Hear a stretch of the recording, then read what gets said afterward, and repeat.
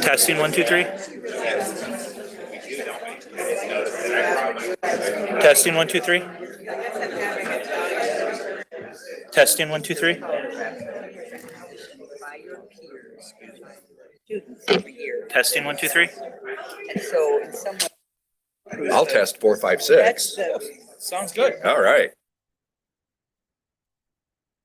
Testing 1 2 3. Their assessment of the faculty. Testing 1 2 3.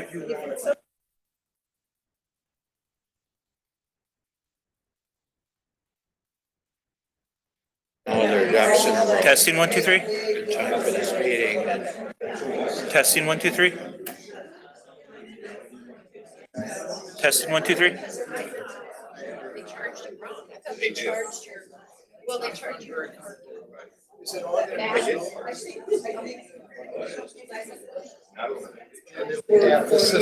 Testing 1 2 3.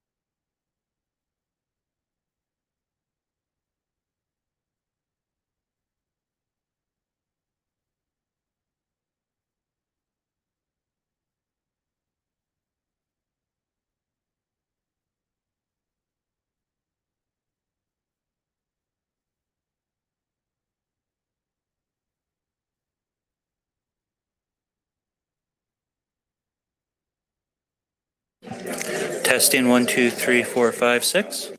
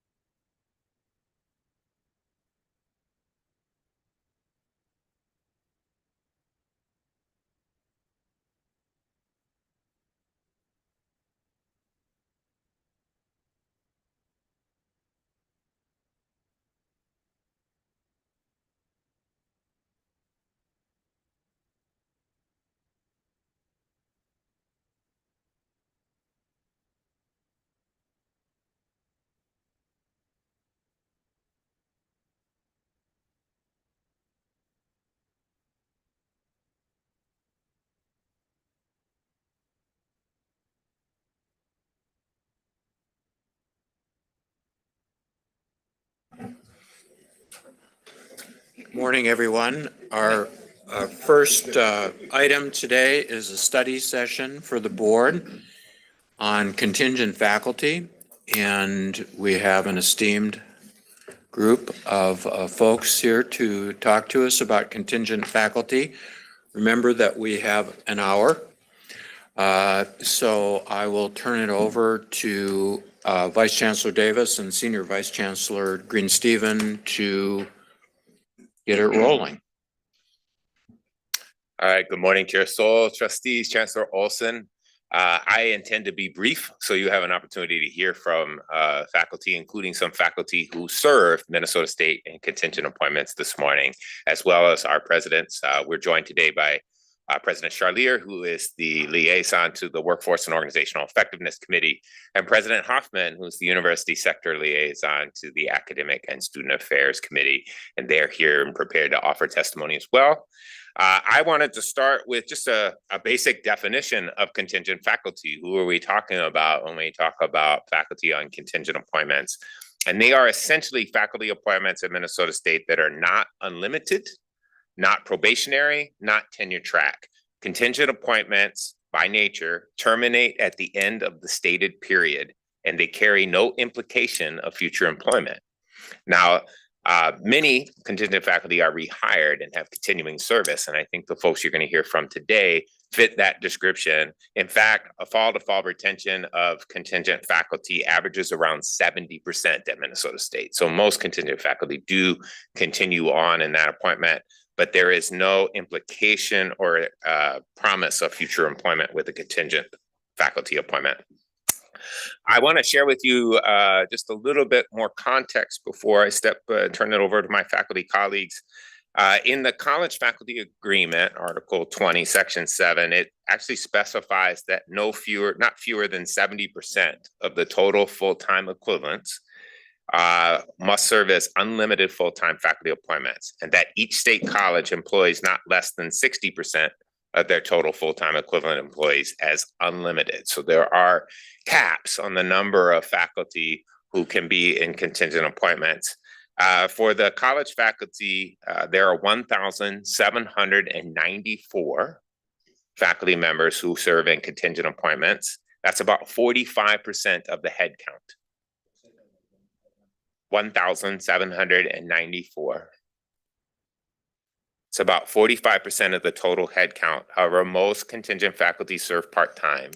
So expressed as full-time equivalents, it is 614, which is approximately 23% of the college faculty. With the IFO, there is no specified cap in terms of percentage or number limit of contingent faculty. The agreement describes when it is appropriate or acceptable for a university to hire an adjunct or contingent faculty member.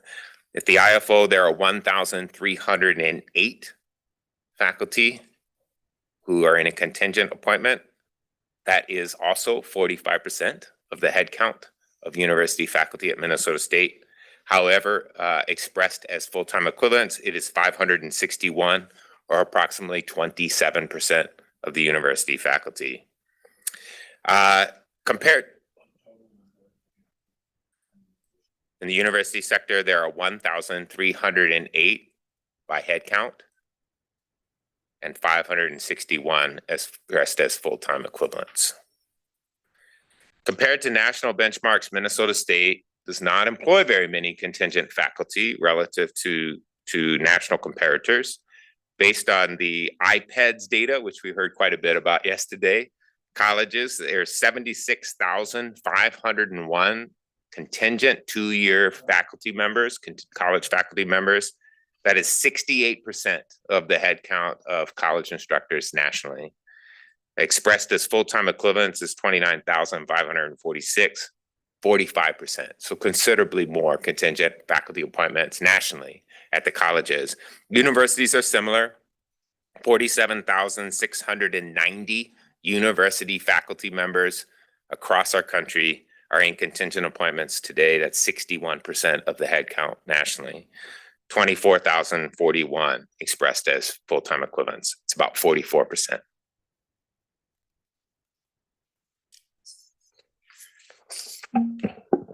Vice Chancellor Davis, just to clarifying on that, when you say college, you said 2 years, so these are 2-year public colleges as opposed to 4-year colleges? Okay, and when you say university, are those public universities? Or? The data is from public universities, and it excludes systems that do not have a tenure track. So there are some systems that don't have tenure track faculty in their system, and these numbers are exclusive of those. Okay, Chair Sol, I'd like to turn it over to my colleague, Senior Vice Chancellor, Academic and Student Affairs, Satasha Green-Steven. Good morning, Trustee Sol and trustees. And so I appreciate the data that Vice Chancellor Davis shared. And really, I'm just going to talk about the value proposition and the need for contingent faculty as we think about the academic and student affairs enterprise across Minnesota State. We know that there are different levels of instructor and faculty that are needed in higher education, from contingent faculty to tenured full professors. And those different levels of faculty can focus on specific areas of expertise, really allowing for deeper knowledge in various subject various subjects within disciplines. But I think it's important to emphasize and stress, however, that the important role contingent faculty play within and across Minnesota State colleges and universities, providing a significant portion of teaching, particularly in specialized or high demand courses. Many of our contingent faculty are hired for their subject matter expertise, and in many cases, their specialized knowledge in niche areas, enabling them to provide in-depth instructions to those subjects.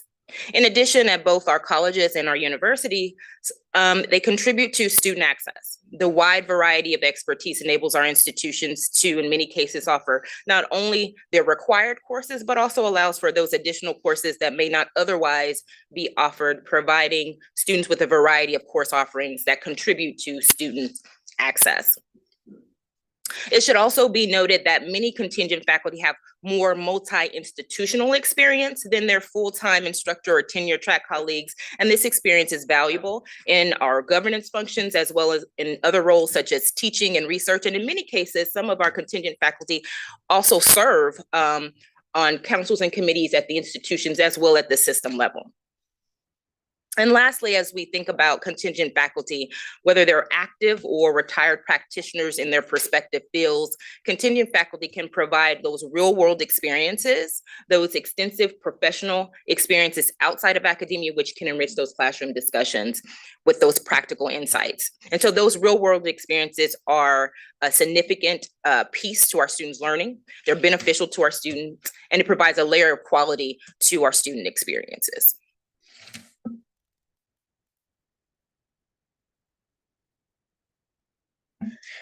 Chair Sol, I would like to turn it over to my colleague, Dr. Kevin Lindstrom.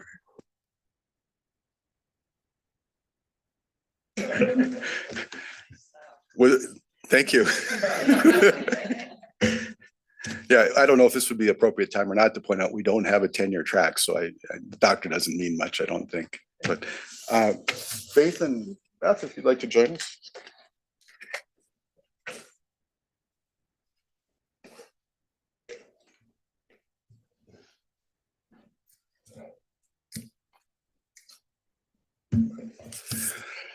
Mr. Chair, Chancellor Olson, trustees, my name is Kevin Lindstrom. I'm the president of Minnesota State College faculty, and I really thank you deeply for taking the time to study this absolutely critical subject, and more importantly, to consider the impact it has on the lives of our faculty. This really, we can talk about data, we can talk about dynamics, we can talk about a lot of things, but what this really boils down to is how people get treated inside the system, and that's what I hope the focus is going forward. With me today are Faith Erickson and Beth Weichsel. I'll let them introduce themselves as we get to their part of it. And I want to get to their part of it quick because their part is the most important part.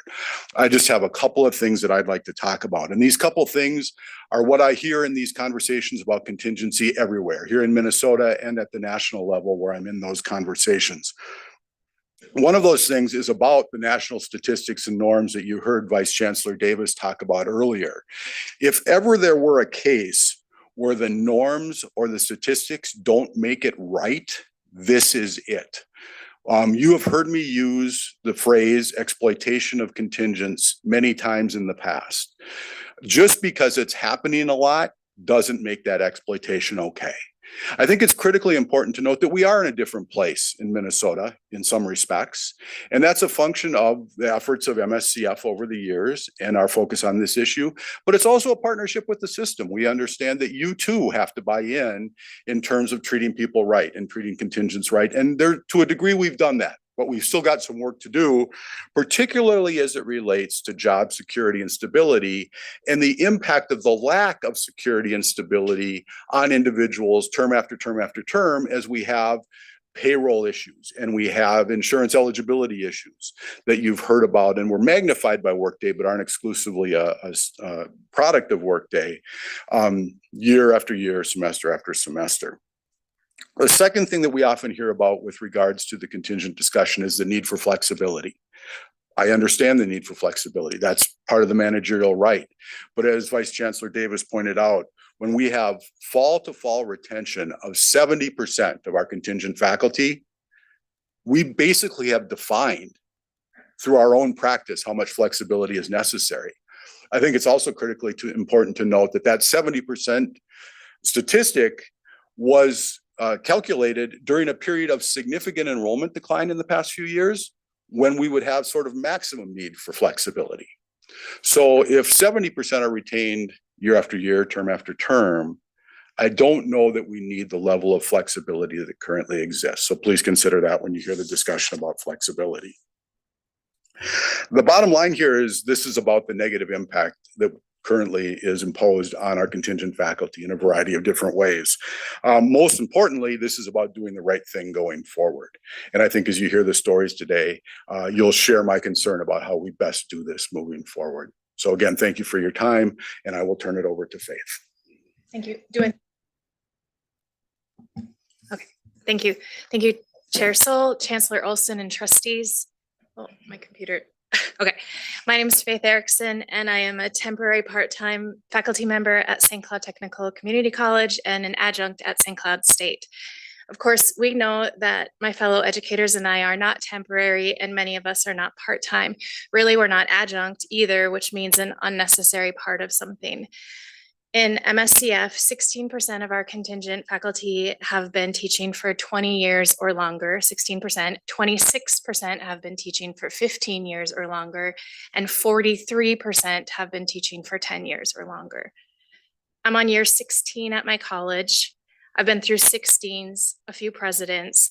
I've served on almost every committee our college offers.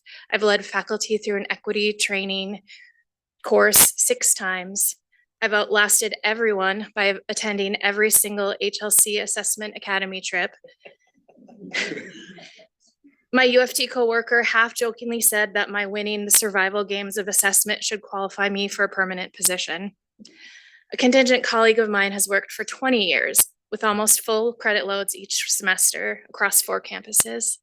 And one day while sitting in a committee meeting, he realized that he had been at the campus longer than anyone else in the room, faculty and admin alike. He has a wealth of college and system knowledge that very few can say that they have.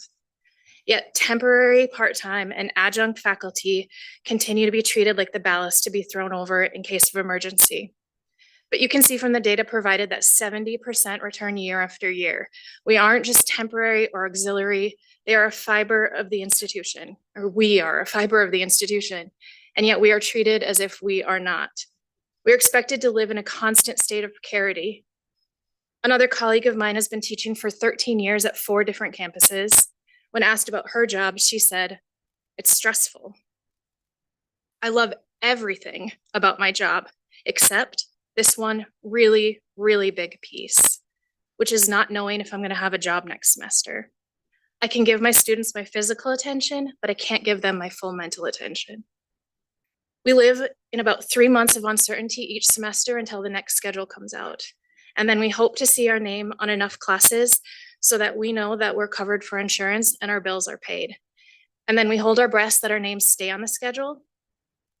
The semester begins, we maybe give ourselves a short break, about a month, until the next cycle of worry begins. In the summer, we use our savings till we get to fall, and we hope that the number of credits we teach in the fall will be enough to cover the expenses that weren't paid in the summer. And it doesn't have to be that way. Again, we are constantly here. The statistics prove it. Stability would change the lives of the contingent faculty that we rely on to teach our students. My colleagues struggled to explain the impact of not having stability, partially because we're conditioned to be afraid to say it out loud. Here is what she could say. I don't know if offensive is the right word, but along those lines. I mean, I'm good enough to teach, but only when you need me to. But you also seem to always need me to. It's hurtful. It's not confidence building. It's the opposite of that. It's mentally detrimental. It's offensive. This mental detriment, this offense, extends to the classroom. Please understand, contingent faculty are good teachers.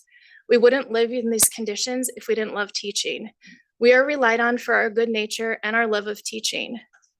We know we better be on our A game because we constantly fear losing our jobs. And we are watched, evaluated with the exact same procedure as our fellow faculty are.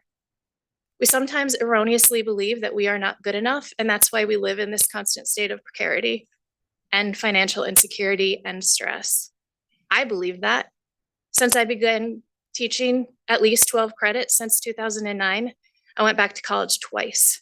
Once to get a terminal degree, which was really a duplicate degree that I didn't even need, in the hopes that I would somehow prove that I was worthy enough to move from contingent faculty to full-time faculty. All that did was get me more debt. We're good educators with as many degrees, sometimes more, or years as our peers, but our fear can impact the classroom. I want to be clear, this doesn't speak for all contingent faculty, but it is common to hear. My colleague told me, I'm not as forceful or demanding of my students because I don't have security. I know you cheated. I can't push it too hard because I also know X and Y administrator may not like how I handled it. And I'm not safe. No one is going to save me. Our long-serving, invested, highly qualified educators are put under constant stress with eroding confidence and are left feeling unsupported in ways that can impact our students and the overall integrity of education when we know it can be better. They can be offered more. Consider what kind of teachers we can give our students if we give them the stability they deserve, and even more so, the statistics prove we are already offering. Thank you.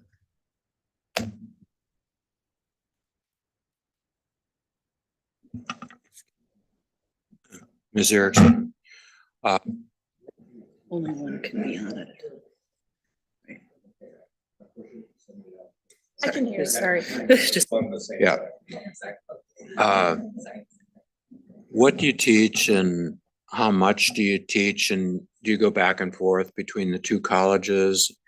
And what would you say is the impediment to you being hired as a permanent faculty member?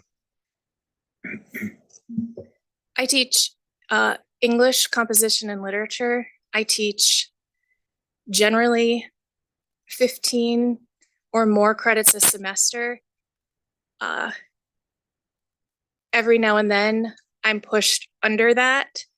I've talked before, I don't know that this is done intentionally, but we have a rollover provision in our contract that if you teach, is it 5 years? 6 years at a full load, which is 15 credits a semester, then you get, or 30 credits a year or 32 credits a year, depending on where you're at.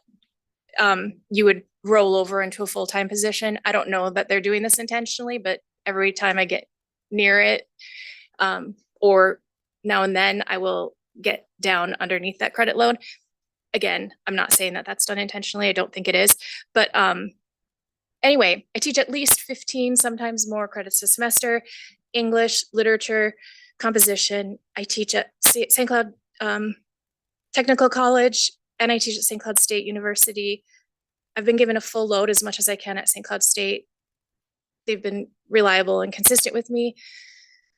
The impediment of not having stability, or that I don't have, why I haven't gotten a full-time job, I think it's because they know, I truly don't know why. I think it's partly because I've had a fluctuating deans. I've had 6 deans since I've been there, and they don't know who I am. I think it's in part because I've sold myself short and proven that I'll work for a lot without giving over my full-time being a contingent faculty. I'm not sure what it is, but Follow up. You say that if you taught 6 years, 15 credits, then you'd automatically become a permanent faculty member? yes. Yeah. In the MSCF contract. How do you become if you teach some at St. Cloud State and some at St. Cloud Community College, how do you become a permanent faculty member of one? I guess one?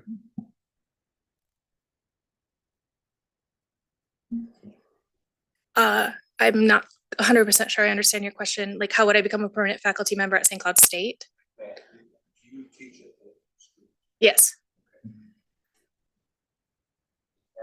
Understand, we don't have a system where Minnesota State hires a faculty member. It's the institution that hires the faculty member. So how do you get hired on at one of the schools if you're splitting your time between both of them?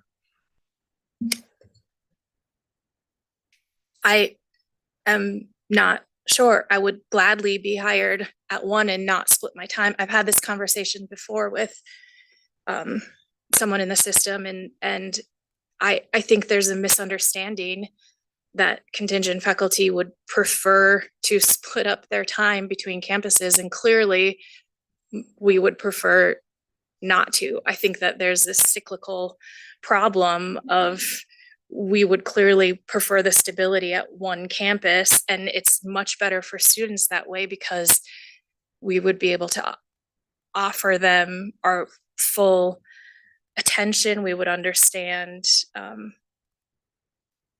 we would be able to give as much as we are already giving, which is a lot, but focused on one campus. But the nature of the instability that we're given forces us to split our attention across campuses. And so if there is a misunderstanding that we want to split our attention, that is not true. It's just the nature of the treatment.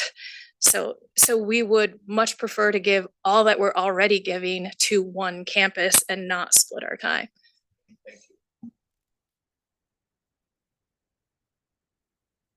We just have to keep in mind that we have an hour. Yeah, okay.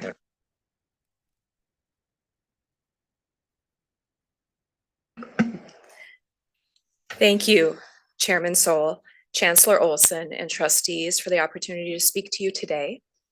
My name is Elizabeth Weichsel. I have been a temporary part-time TPT faculty member in English. I I'm going to start with my name again to make sure you hear. All right, all right. I've been a TPT faculty member in English at Anoka Ramsey Community College for 7 years.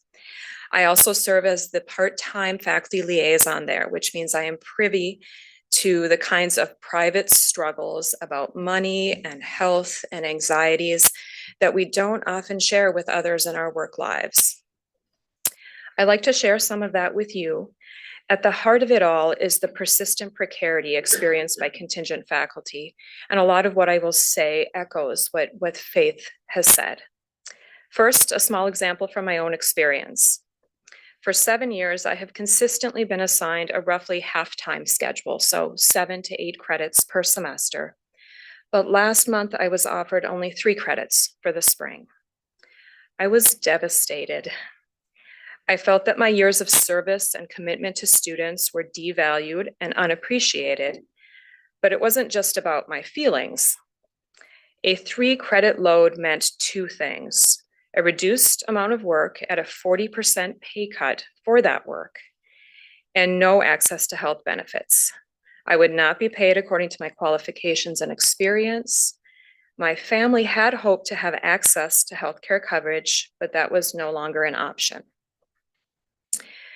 That wasn't the end of the story, thankfully. My dean found credits to get me back on the pay schedule, though it's possible I could lose those credits if a course doesn't fill in the spring or if it is claimed by UFT faculty. My husband and I didn't want to risk losing healthcare coverage at the last minute, however, so we chose not to enroll. That means we won't have coverage that pays for my 10-year-old son's therapy for his anxiety, ADHD, and dyslexia. And it hurts my heart to think that my unstable job hurts my kid. I am grateful that my dean could help me, but the message is that contingent faculty should not have to shift for themselves or scramble to achieve a minimum threshold of stability. And nor should their allies, such as sympathetic colleagues and deans, have to do that either. Rather than managing these problems on a constant ad hoc basis, this precarity could be addressed at the system level to offer better stability to a large proportion of the long-term workforce. The other examples I have to offer come from real people, colleagues whose names I won't include to protect their privacy, but whose names and faces I can envision right now. And they illustrate 2 main themes I have highlighted in my own story: the impact of instability on contingent faculty and the stress of uncertain healthcare coverage. Contingent faculty struggle with unstable work availability and schedules. We receive our teaching schedules late in the semester, which means that we don't know what our income will be in 2 to 6 months.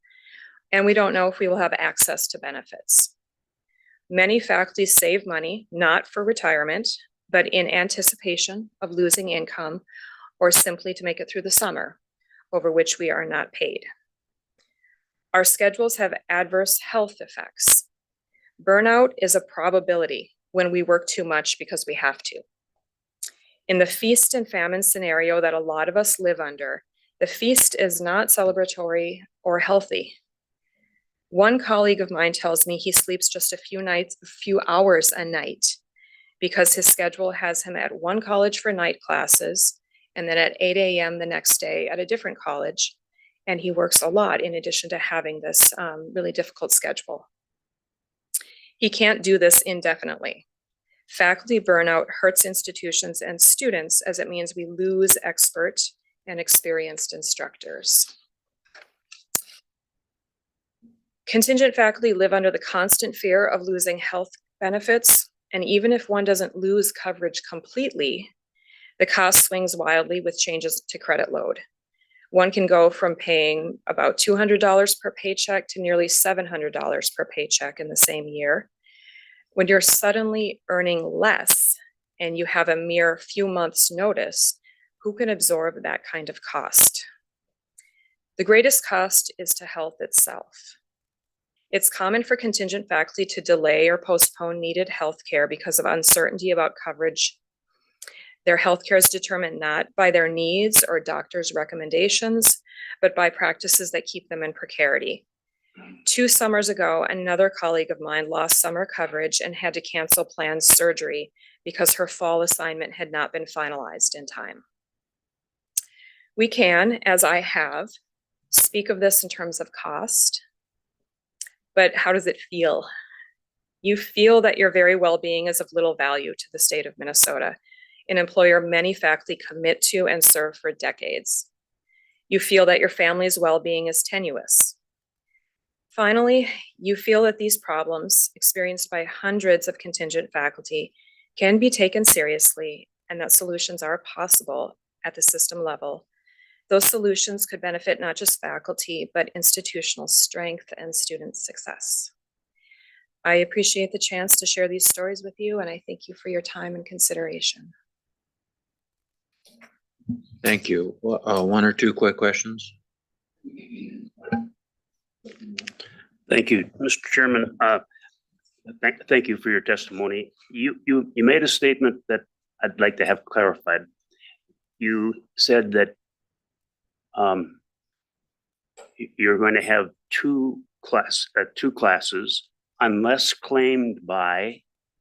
Explain that to me. So I was originally assigned 3 credits, which was 1 class.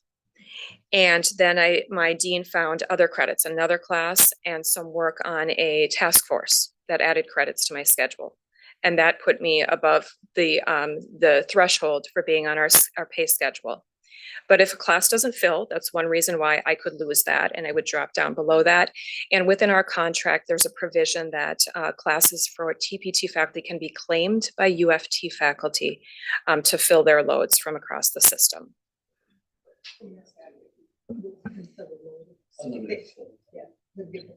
So it's contractual. It's in the contract. That was negotiated.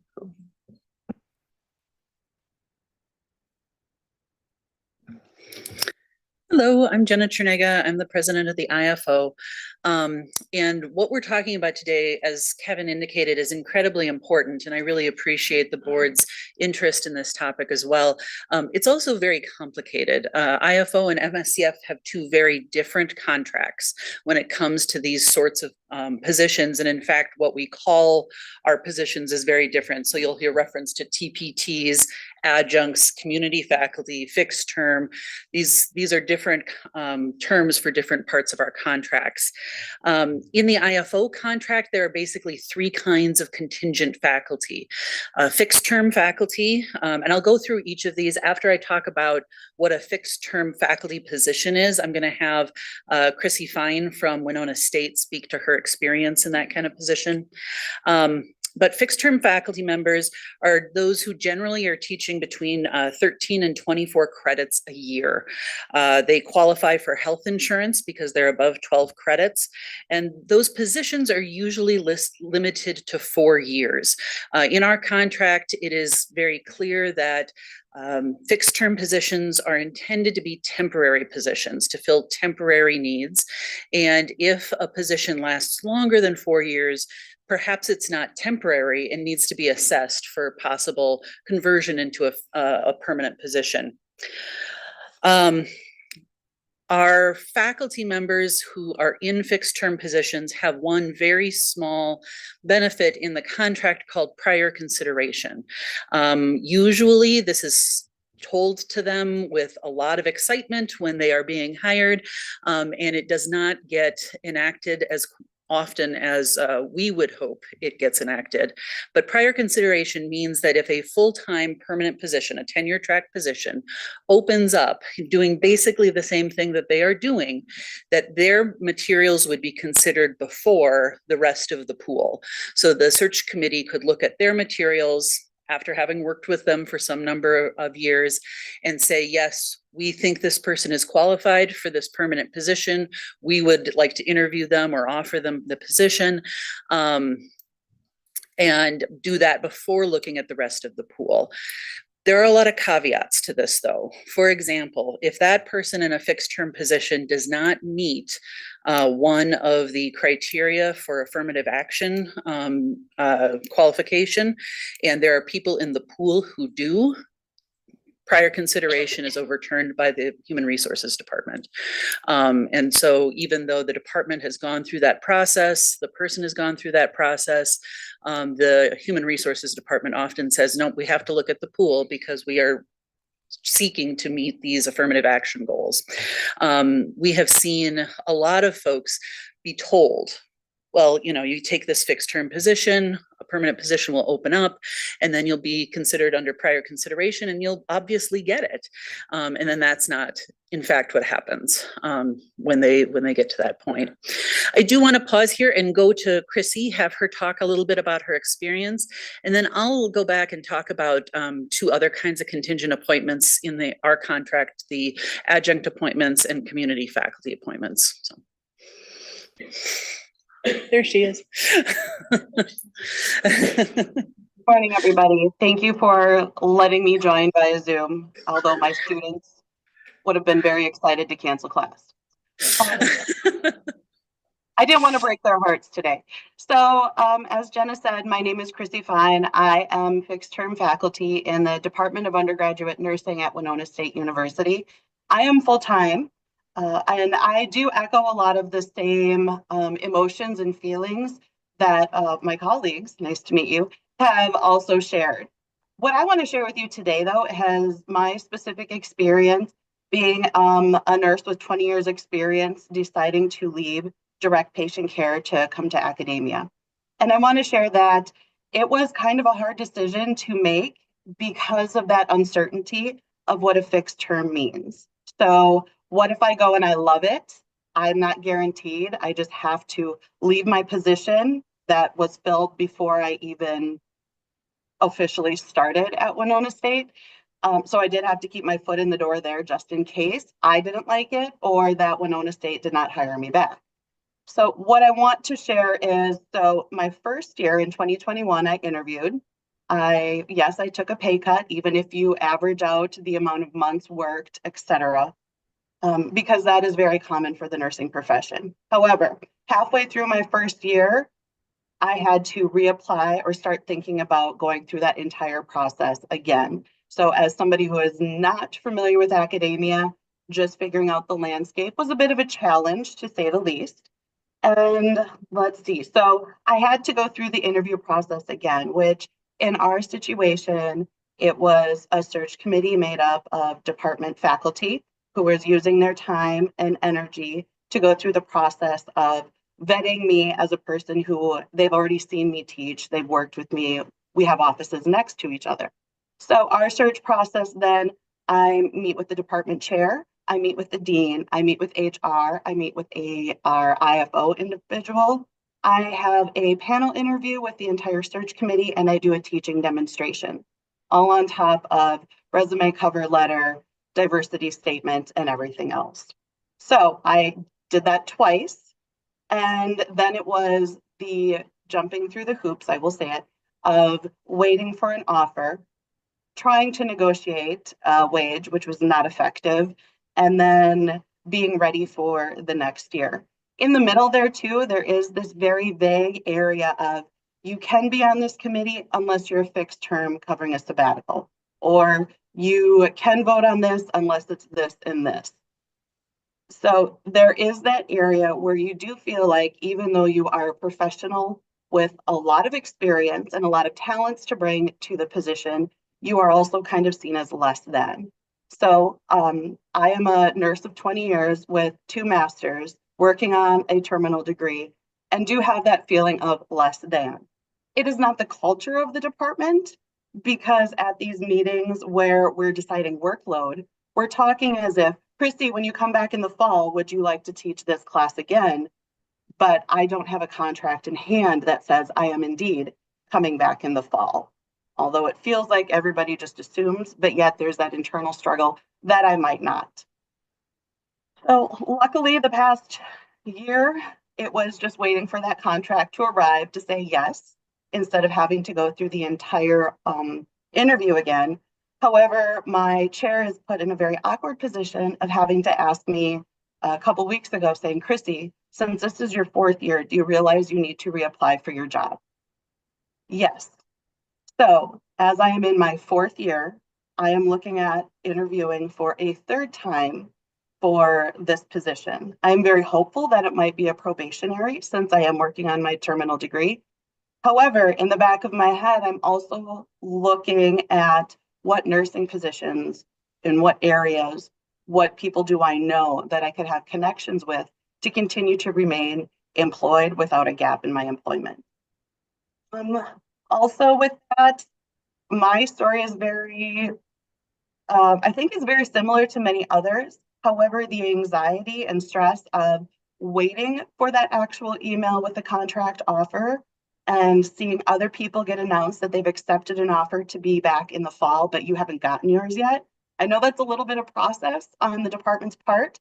However, it does bring up those feelings. Another side that I didn't really realize until going through this is that I want to ask my colleagues who I have co-taught with, who have seen me teach, but I still need to do a teaching demonstration.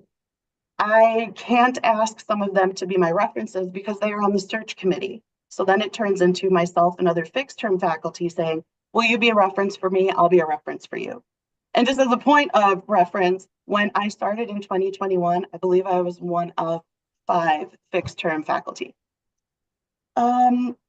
I think the last comment I want to make is that perhaps you've heard there's a nursing shortage, and we are trying to find other nurses who want to come join as faculty. However, I am slightly hesitant to recommend it at this point because of the challenges emotionally, I think, of being a fixed term faculty, because it's very hard as a practitioner to leave a role with that uncertainty that you might have to go back, because as some nurses have to go through re-credentialing for insurance purposes because they are the healthcare provider. And with that, I'll take any questions, and thank you for hearing my story.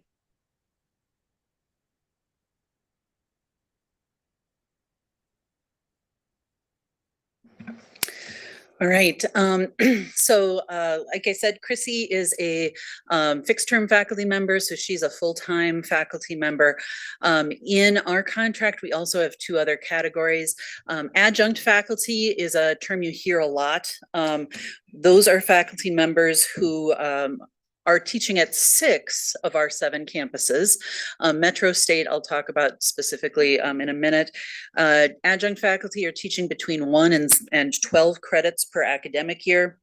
If they teach the entire 12 credits, they are qualified for health insurance, but it is, I want to put a giant asterisk next to it, because usually what happens is that people become qualified in the spring semester. They taught some number of credits in the fall, a second set of credits in the spring. That's the set of credits that actually qualifies for them for health insurance.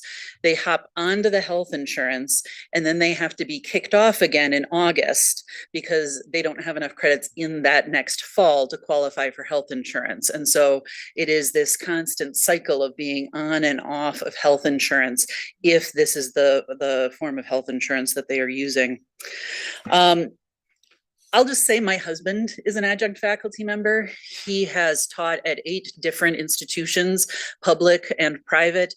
He has been a fixed term faculty member at 3 different institutions at different times during his career. Some years he teaches quite a bit. This year he has been teaching at 3 different institutions, one here in the Twin Cities, online for Winona State, and another set of credits, much to my chagrin, for a for-profit institution nationwide. But this is often the truth of how adjunct faculty put salaries together to make a living. Some years he has almost no teaching available to him. And so our salary as a family goes up and down quite a bit, depending on how much he is able to find for teaching. So I'm well aware of the challenges that provides.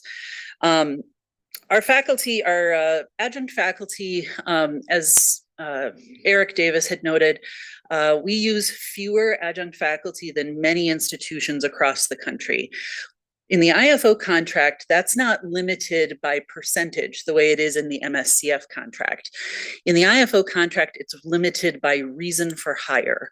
And so you can't hire adjunct faculty for any reason at all, or for the most common reason that most adjunct faculty are likely hired, which is that it's less expensive than hiring a full-time person. Instead, you can only choose to hire an adjunct faculty member if you have somebody who is on leave from the department, if there is an unexpected increase in enrollment that you need to address, if that person has special expertise that is not otherwise represented in the department that you need them for.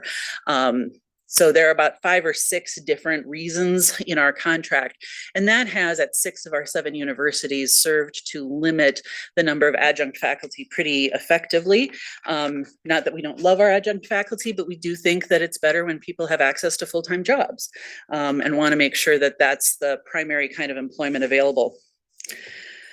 Here at Metro, they have a different system. There's a special section of our contract just for Metro State, and it provides for a type of appointment called community faculty. The community faculty at Metro are linked to its history and its mission as a university without walls, and one in which the intent was to make sure that the university was being staffed by folks who are actually practitioners in the field. So at Metro, the community faculty look a lot like adjunct faculty in a lot of ways. They are also teaching 1 to 12 credits. They have the same issues around health insurance as adjunct faculty, but they are not limited by reason of hire. You can hire community faculty at Metro for any reason at all. And the community faculty at Metro make up the majority of faculty at Metro State. So Metro looks a lot more like the rest of the country in terms of its number of contingent faculty than the other 6 universities. I will say that while the intent here at Metro was for practitioners in the field to come and teach an occasional class, one class, and that was a reason for having so many community faculty, many of the community faculty at Metro look like adjunct faculty elsewhere in that they are piecing together appointments from a number of different places in the Twin Cities and outside of the Twin Cities in order to have an academic career. They are not necessarily all folks who are working in their field out in the community doing, being an accountant, being a nurse, being this, being that. They are often still people who are, primarily teachers, primarily academics, but they're teaching here and in Augsburg and at the U of M and any number of other places on a part-time basis. I want to just echo how incredibly stressful this is for our faculty who have these kinds of appointments. They are very incredible teachers. They wouldn't be hired back at the rates that they are if they weren't. They are the easiest group of people to not hire back. And the fact that they continue to be hired back at such enormous rates means they must be good at what they do. But they do this on less pay. They do it without the guarantee of health insurance. And they do it often while having to go through the insult of reapplying for their jobs over and over again and being reassessed for those jobs over and over again. Many times faculty who are in these positions then apply for full-time positions and are deemed unqualified for those full-time positions for one reason or another, even though they have been teaching and doing these jobs in their positions for years and years and years. So I could talk about the contractual parts of our contingency for a long time, but I'll pause there so that we have time for questions. Okay, Trustee Moe, and a couple of quick questions, and then we'll get to, I think the presidents have maybe some things to say. Thank you, Mr. Chairman. Thank you. And Jenna, you mentioned something, and Chrissy mentioned it as well. And I'm curious about this process of having to re-interview. Is that contractual? It is. It is not a contractual requirement, but many departments do it, and there are a couple of reasons for that. One is that if a faculty member is hired in what's called an emergency basis, where there's not a full national search run, then they don't qualify for that prior consideration benefit. So faculty members who are hired as emergency hires means they haven't gone through that full search process, and so they don't qualify for prior consideration. So often if people are hired on that emergency basis, they have to reapply through a full search process the following year, so that they can be in a regular status. It gives them that extra benefit, but it also allows the university to say, yeah, we hired them through a regular search and they were the most qualified person in the search. Some departments choose not to go through searches every year for their contingent faculty. Some departments choose to go through those searches, sometimes again because of affirmative action issues or other reasons that they prefer to do it that way. So, but in Chrissy's case, it's very common if you're hired in an emergency position the first time to then have to go through a full search the second year.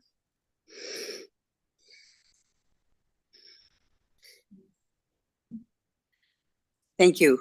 This was educational, I think, and it is certainly complicated, as you said.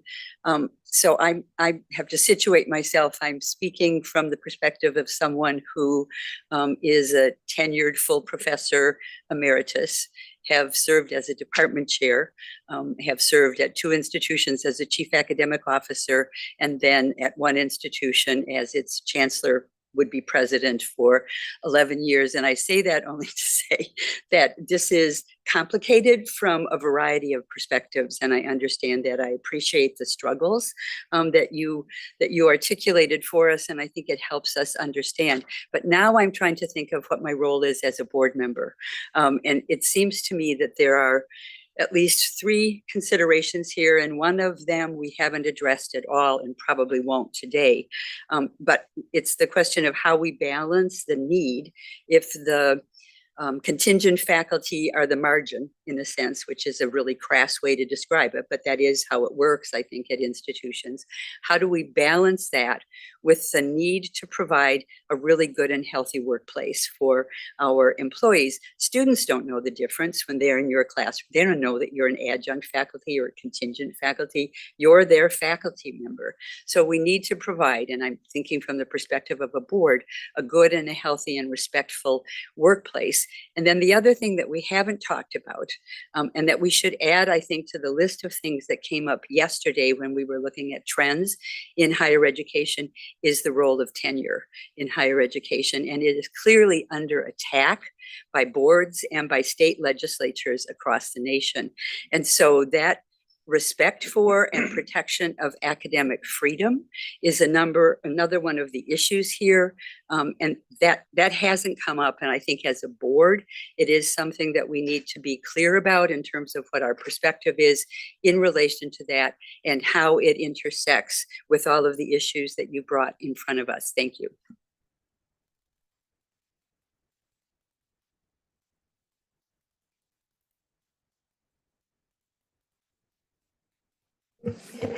Chair Sewell, trustees, colleagues. This is complicated, spot on. And it is about taking care of our people. I just want to note, I spent 4 years as a contingent faculty member. 6 years as an adjunct, 4 years as contingent, 1 year piecing together a stupid number of credits as at different institutions to make ends meet, and then 3 years fixed term. I have a DirecTV business card that I keep in my desk from a year when I did not know in the summer if I was going to have a job, and trying to figure out I had a job. Guy came out and said, "Boy, you did a really good job installing. Do you want a job?" And I held the business card. I also had a spouse who had benefits. I got into a permanent job eventually. I'm sure that my identities was part of the equation.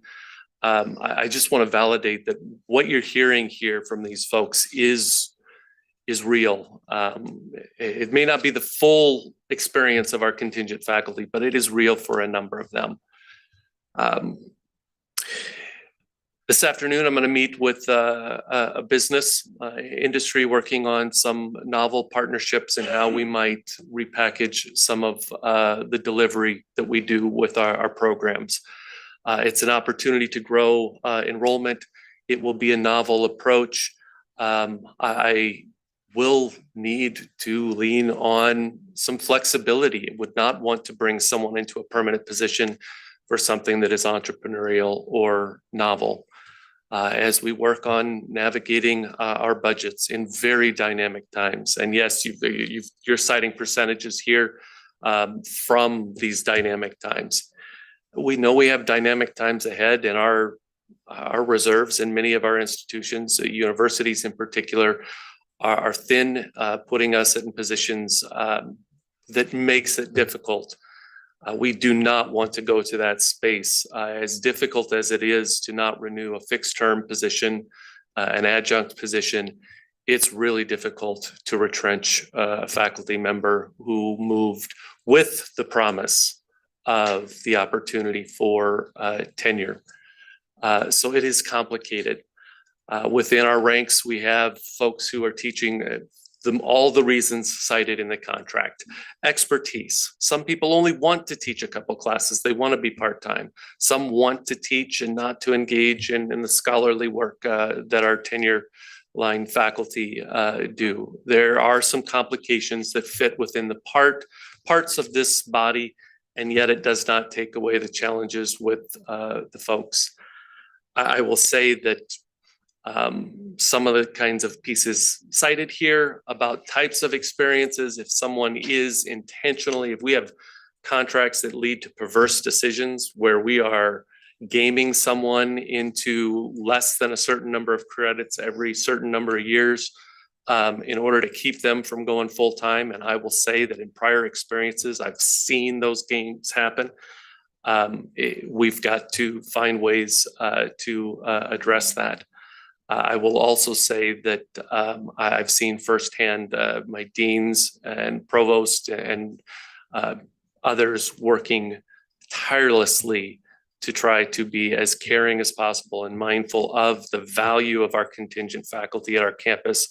Because if we're going to be more novel, and Bemidji State's becoming more like Metro, when you look at our numbers, we're much more part-time students, distance ed, spread around the space than a couple of the other universities.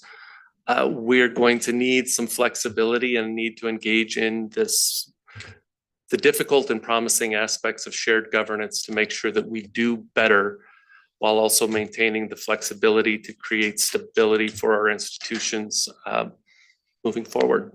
Those would be my quick thoughts on a complicated topic.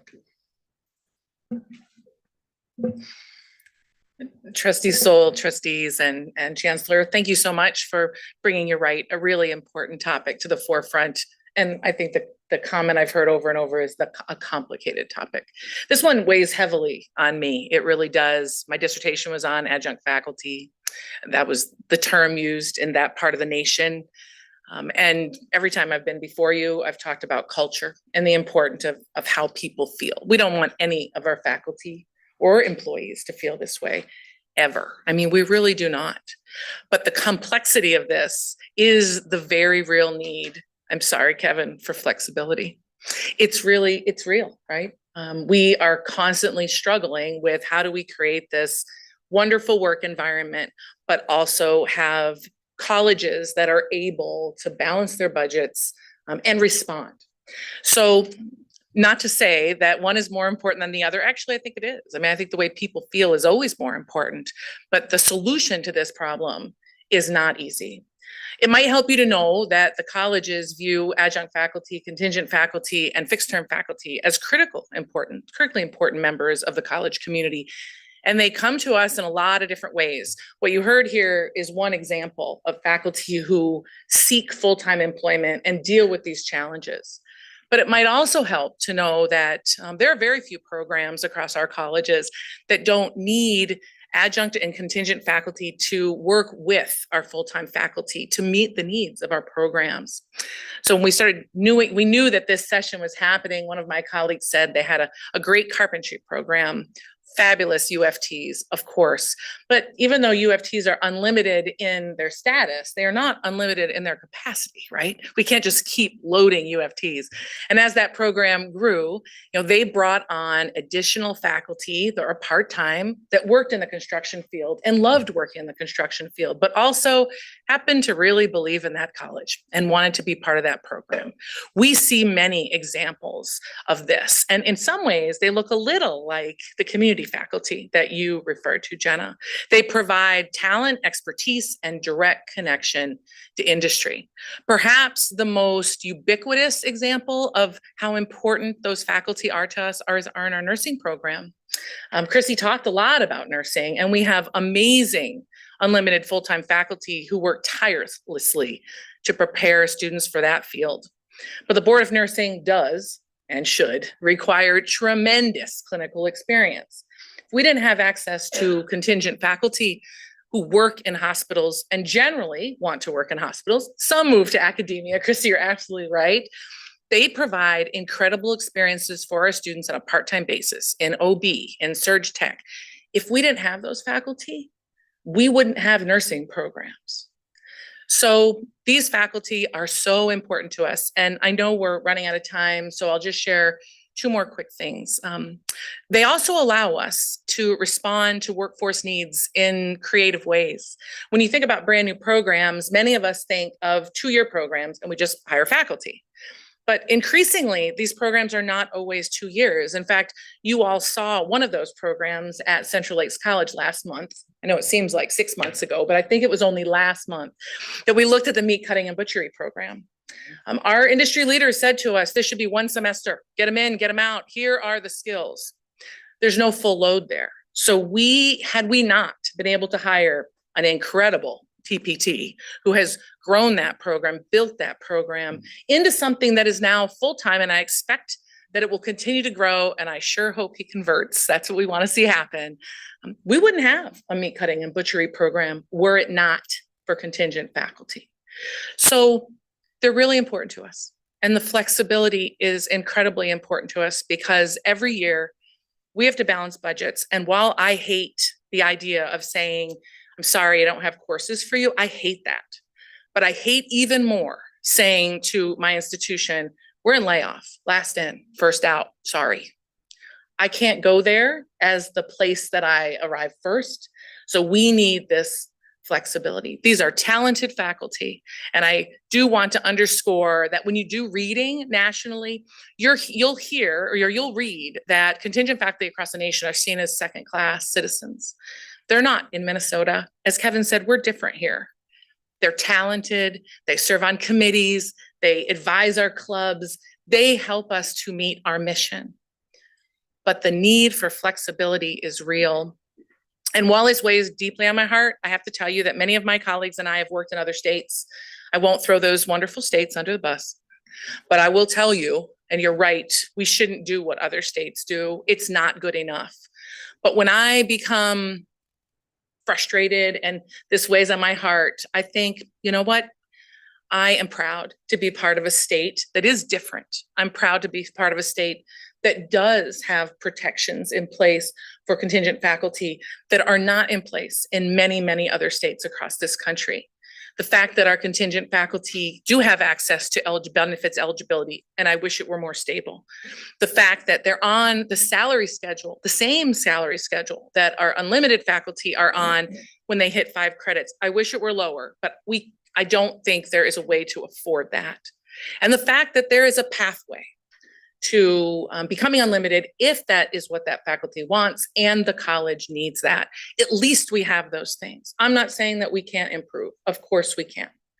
But I really believe very strongly that were it not for these talented individuals and it were not for the flexibility that's built into our structure, I don't know how we provide the extraordinary education and exceptional value that we have promised to Minnesotans. Okay. Thank you very much, everyone. I'm sorry we don't have more time to discuss this very important topic. We appreciate everyone's presentations. You've given us some of what we need to think about this some more.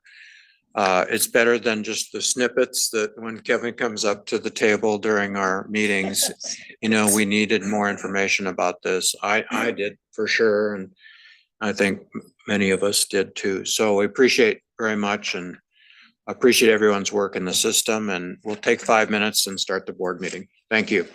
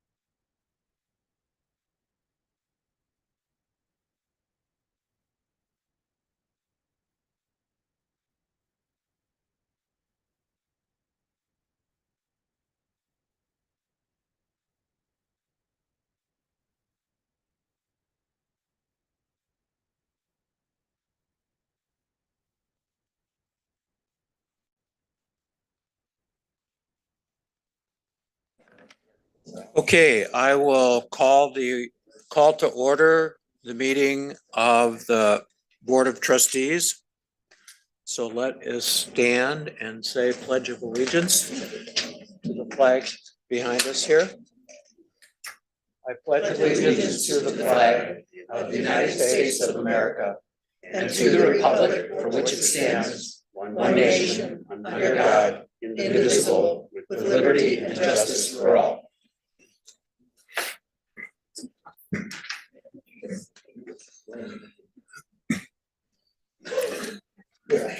Okay, we have I guess we'll call the roll to record who is attending or participating today.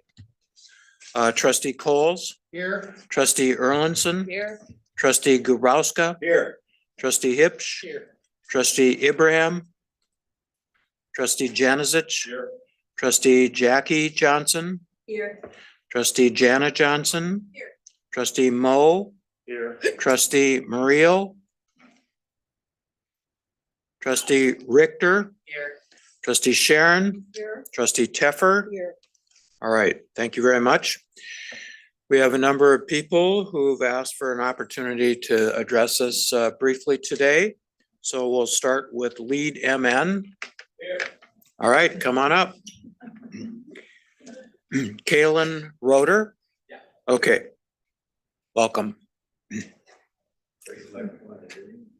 Pardon me? You should use a microphone. Just push the button on there. Nice. Okay. Yeah, so just here to provide kind of an update on what we've been up to, things we're working on, things of that nature. That's a great idea. Yeah. So my name is Kylan Roeder. I'm the public relations coordinator at Lead MN, so I'm a student representative. That's probably about good, right? All right. So first things first, we've rebuilt our governing council. First of all, we looked at our kind of regional distributions. If memory serves, the gap, so the most populated region was about 32,000 students. The least populated was about 4,000, so there was a significant disparity there. We shifted that around. If I'm remembering correctly now, I think the disparity is about 1,700 at max between the top and bottom regions. Shifted to 7 regions as well, in part to accomplish that. And then we have our governing council is fully seated now. So we have that up and running completely. One sort of major development that we've been working on as well is to get people onto the mid-state councils and committees. Part of that, one part of that was to get, was to kind of respect the commitment that they're making to that and pay them as we would other student representatives within Lead MN. So they'll be paid the same as cabinet members, GC members, and things of that nature. So far, we've garnered a fair amount of interest. I know that we've got a spreadsheet with a bunch of different names on it, people in the GC, and then GC members are also reaching out to different students to get them interested as well. So hopefully we'll get that up and running soon too. As far as our student advocate positions go, we've got a number of positions opened up for student advocates to apply and then to learn direct advocacy skills. We are currently onboarding 7 new advocates, and yeah, those will be under the advising of our campus organizing directors, Fritz and Casey. So they'll hopefully be doing good as well in their communities. Beyond that, we've also been updating our Star Campus program. We've really wanted to focus on engagement and student support over more like the monetary concerns that may have been present before. This year we'll be working with a limited criteria, but next year we'll try and get that up and running fully, and we'll focus on things like get out the vote events. We'll focus on things like food drives and clothing drives and things of that nature to help support students to the best of our ability, and reward them for that. And with those rewards, we're looking for what campuses and students really want and need. So Andrea, our communications director, and I have been reaching out to student life advisors and students individually to kind of do a survey on what students really want to receive as a reward for their participation in the Star Campus program. We've also been posting videos. So part of the way that we want to direct the organization moving forward in terms of our outreach is to focus on student outreach and to have students post videos on things like Instagram and Facebook and so on, so that it's more of a student focused outward face. One thing that we've already done for our fall General Assembly, where we set our platform for the year, we had our president, Sufi, post a video explaining the event and getting people to sign up. And that did quite well. We're very happy about that. And we'll also be posting intro posts for the different cabinet members and what they're, just to get them, get to know their position and get to know kind of them as a person. My post has already been put up on Instagram. Grace, our wonderful treasurer, will be next. And after that, we'll have Christian and Sufi.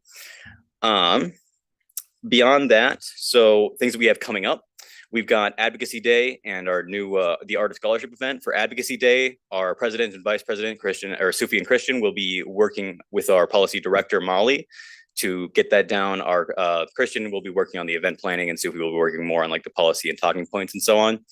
And then for the Art of Scholarship, we'll be shifting from a gala to a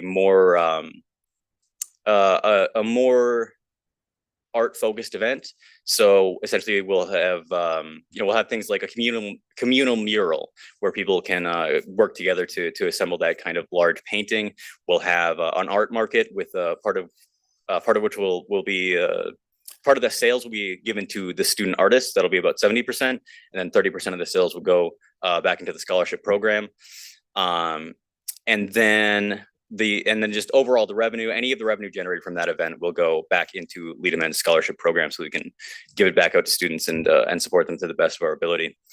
That should be about it for now. Are there any questions, suggestions, concerns? Two questions, Kylan. What college do you come from? Oh yeah, I come from South Central College, North Mankato. Whoopsies. I'm from South Central College, North Mankato. And what does an advocate do? So our student advocate positions. So this is more so this is sort of like a boots on the ground position. So with Lead Amend in general, there's a lot of advocacy at the state and federal levels. We go up there, we talk to representatives and so on. But what we're really looking at is to get students in their communities involved with the issues that really affect them specifically. So one example would be one of our student advocates is working on a program called Narcan in the North to address the opioid crisis that is affecting their community by getting Narcan on campuses. This is something that I feel is going pretty well. I think it's a really good turn to help people get involved in their community, help them learn direct advocacy skills that they can take beyond just their work with Lead Amend and change the world for the better. Absolutely. Early on.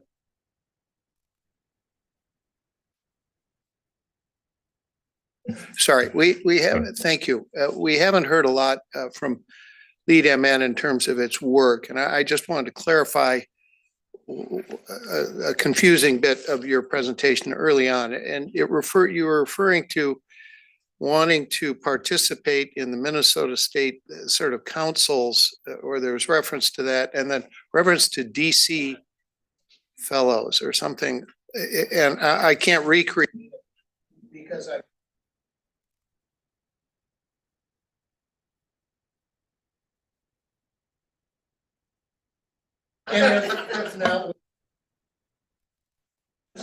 Yeah, for sure. So I definitely kind of dumped a lot of information there.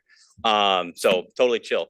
But yeah, so we're looking at the councils and committees. So when we look at things like the policy council, the technology council within MnState, they have those positions that are open to students, and we're trying to get students more interested in that. And then for GC, our governing council, that's sort of the board of directors for the organization. And we're rebuilding that after having kind of a complete organizational wipe from the 23-24 year to the 24-25 year. A really quick question, when and where is the art fair? Yeah, absolutely. So this is an event that I'm very excited about, which is, I'm partly biased because I'm involved in organizing it, but that'll be at January 10th in the evening at St. Paul College. All right, thank you very much, Colin. Thank you. Students United State Chair Sierra Roiger will talk to us by Zoom. Good morning, everybody. Chair Sol, members of the board, thank you for the opportunity to provide remarks today. Again, my name is Sierra Roiger and I am the state chair of Students United. Unfortunately, due to the weather and my slight lack of brake pads at the moment, don't worry, they're being replaced. I am not able to join you today in person, but we are excited to have you at Metro State, one of our great four-year universities. In fact, Students United was lucky enough to host our annual advocacy conference at Metro, which brought together students from across our system for learning and discussing the different issues we face. I'd also like to take the chance to thank Chancellor Olson and Trustee Jacqueline Johnson for joining our students for lunch. I know it meant a lot to our students to get the chance to talk with you both, and I would like to take the opportunity to pass along some of what we heard to the full board. So during the conference, students had time to discuss topics with students from other campuses and speak to our officers and staff during a town hall. A large concentration of student comments was around affordability. As we all know, many students are facing many struggles when it comes to affording our colleges. They have been extremely thankful, though, for our ability to work together with the board and system to achieve a funded tuition freeze in recent years. Students do also understand well the importance of healthy campus budgets and that any increased costs go directly to supporting students.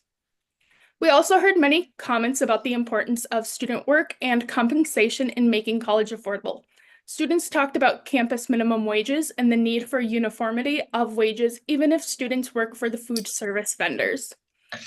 Undergraduate students were not the only ones to attend our conference, and graduate students in attendance raised concerns around the caps on weekly work hours, which they often are exceeding, and about reviewing the stipends that they are paid. Additionally, we have heard enthusiastic support for the pilot program to pay student teachers and the request to expand those efforts to other required work hours and apprenticeships. We also got the chance to hear from international students about the need for increased resources for obtaining internships. They are limited by federal regulations on where they can intern, and many workplaces have little understanding of what's involved when hiring an international student. In addition, there were students who asked about in-person graduate level learning opportunities so that they can continue to learn within the Minn-State system, where many want to stay, but because of the lack of in-person offerings and visa regulations, they are unable to and must search for programs outside of the system and even outside of the state. So next, I want to take the opportunity to highlight the Get Out the Vote work we did in the final weeks before Election Day. The week before Election Day, we visited dozens of classrooms, informed students on how and where to vote, and collected 1,000 commit to vote forms from students. We also would like to thank our friends at the IFO in supporting these efforts. It takes time to get complete data back, but we feel confident that our universities will show high turnout. I wanted to note that regardless of the results, it is vital that our campus communities continue to be spaces of discussion and debate around these complex topics, and that students feel safe in having these discussions, whether with professors, professionals, or other students. And finally, as I won't have a chance to see you again until the end of January, I figured I would share some of the things we have coming up. On January 17th, we will be hosting our second year of the Community Leader Fellowship Celebration and Fundraiser at the Urban Growler in St. Paul, and we invite all of you to attend. There will be a silent auction as well that will help continue supporting the program. Additionally, we will be ramping up campus visits right around that time as well. It seems like it wasn't that long ago that I got back from the last round, but we recognize the short amount of time we have left before the start of the legislative session. We are looking forward to our next board meeting in December, where we will finally approve our legislative agenda after a couple of changes. And finally, I want to mention that this year we are being persistent and continuing the partnerships that we have with students across the state. And we will be meeting with the Lead Men leadership in December, as well as I will be meeting with student government from the U of M system to see what we have in common and how we can continue to advocate for all students in Minnesota. And with that, I thank you again for your time this morning, and I look forward to the work ahead of us. Thank you very much, Sierra. Did anybody have any questions for Sierra? Okay, thank you. Good luck with your car. Thank you. Okay, next, Ask Me passes this month. So thank you. IFO, Jenna Chernega.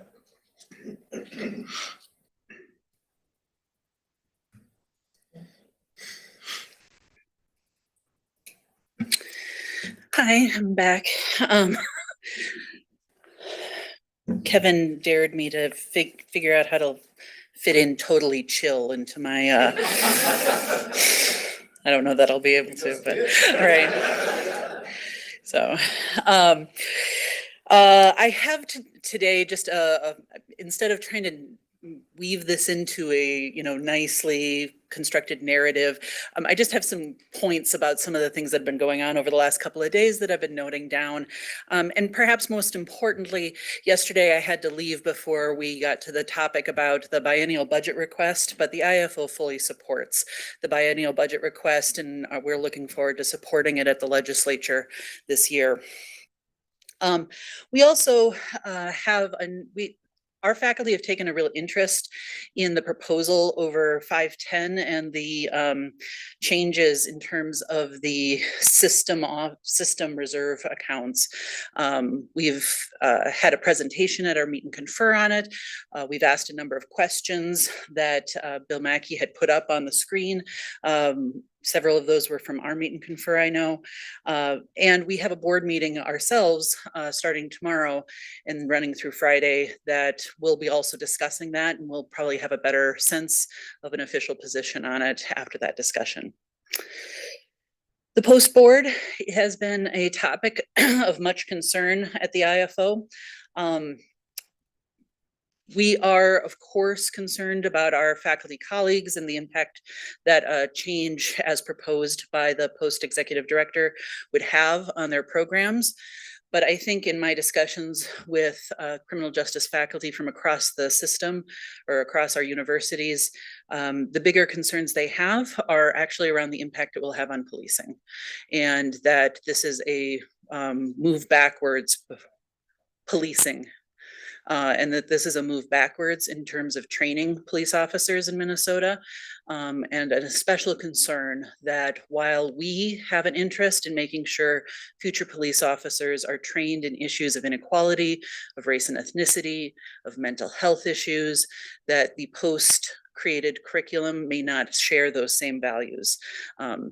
Some of you might know, I spent 15 years prior to this position with my primary responsibility in our sociology department, teaching about the sociology of race and ethnicity to future police officers in our criminal justice program. So I have a vested interest in ensuring that we maintain really high quality education for them. In terms of the contingent faculty discussion we had, I just want to kind of say one thing that didn't come up, and that was the incredible cost to our system and our institutions of continuing to rely so heavily on contingent faculty. I think Kevin has mentioned this before in his comments to the board, but the reason that we had such a difficult time getting faculty paid at the beginning of this academic year was because we rely so heavily on a group of people whose appointments are very complicated, that change from semester to semester, year to year, that often get entered very late. If we did not rely so heavily on a contingent group of people who can be cut off at any moment, we would not have to be scrambling at the beginning of each semester trying to input their information into the system. And finally, perhaps most importantly, we have been having a lot of conversations in the IFO about the results of the about the recent election and how it's going to affect higher education. We have deep concerns about what's going to happen in terms of the Department of Education, the availability of federal funds for our institutions. I know that our position as a system is full steam ahead on Equity 2030 and our DEI issues. We might face real challenges with that and have to make difficult decisions about how we proceed with that endeavor while also making sure that our students have access to the financial aid that they need from the federal level. We have faculty members who teach about controversial topics, who are very concerned about how they are going to be targeted by this administration, as they've been targeted by political actors for the last couple of years. I also see we potentially have a new Department of Education secretary, and I welcome our movement into the wrestling forum with that person. So that's all I have. Okay, you took away one of the points from my remarks there. But thank you very much. Jenna, any questions? Just a quick comment. First, thank you. I had no idea of your own background and your work with law enforcement. And thank you. I just thank you for, that was wonderful and I appreciate it very much. At some point, not here, not now, and we had we basically had no time to ask questions related to contingent faculty, and just because of the time frame and whatever. At some point, I would really like to hear and understand a conversation with faculty from both of our units who are unlimited, and have conversations about what the whole job is of being on faculty. The classroom work is a huge part. It is a part that it's the sine qua non of the whole thing. However, there's a lot more to the job. And I think that it would be really interesting for us to get at least another perspective. So I appreciated that you made that little oblique comment that brought that to my attention. Thank you. All right, thank you very much. MAPE, Nicole Emerson.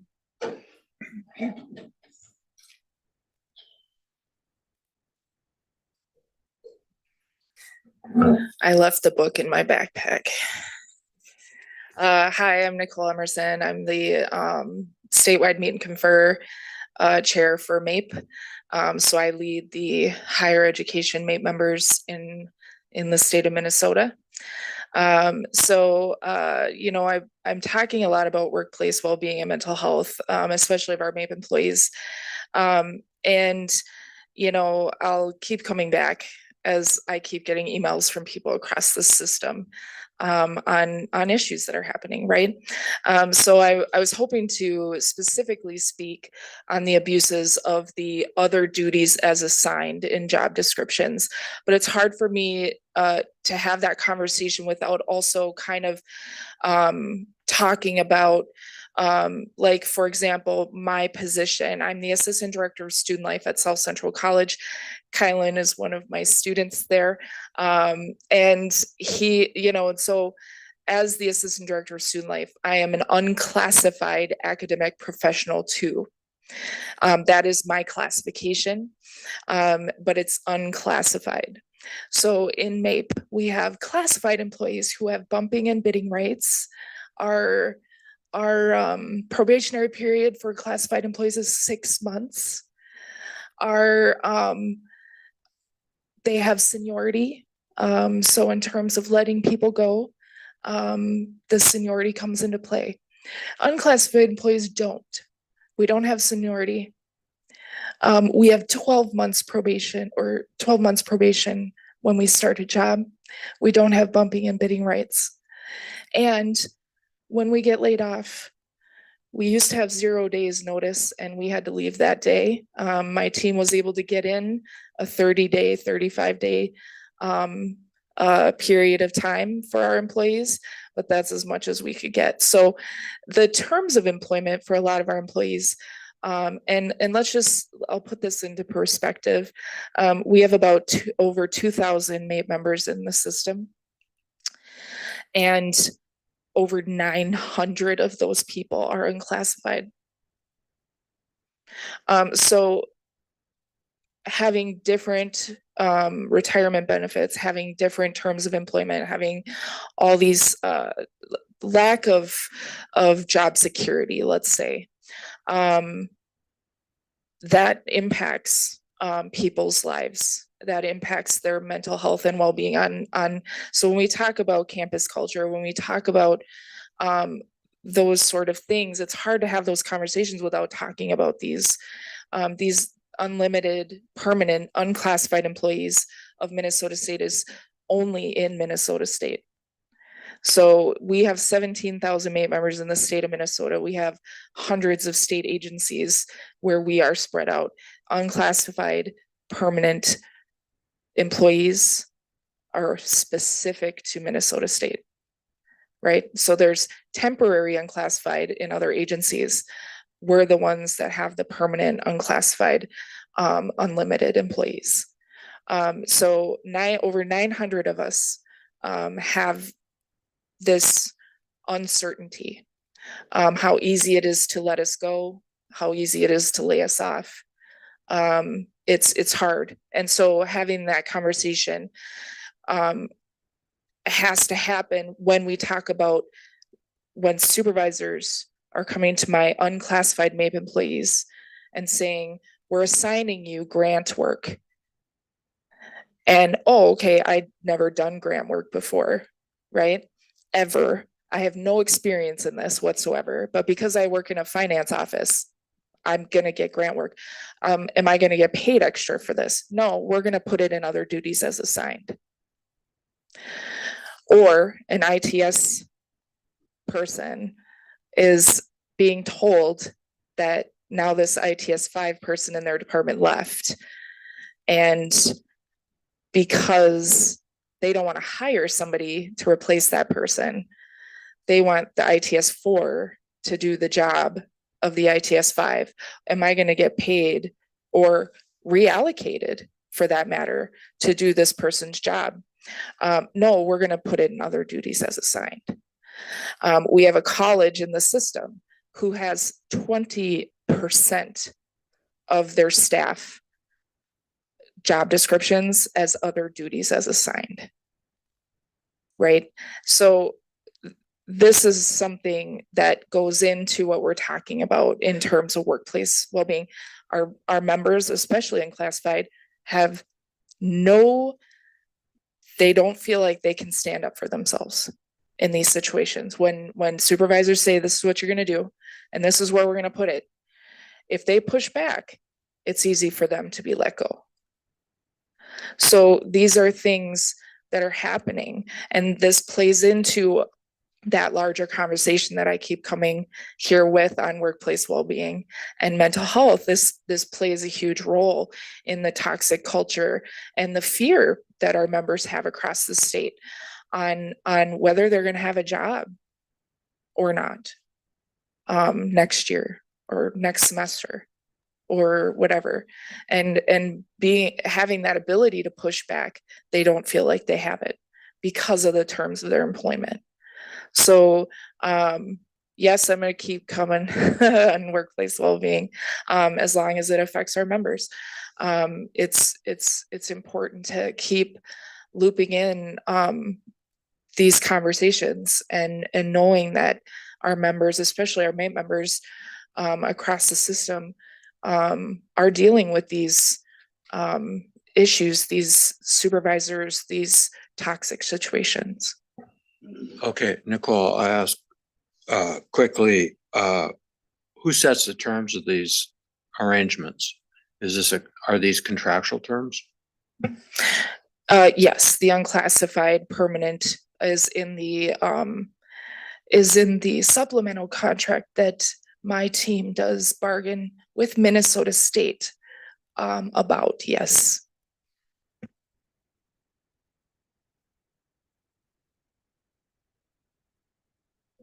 Why are some people considered classified and others are not? What's the separation?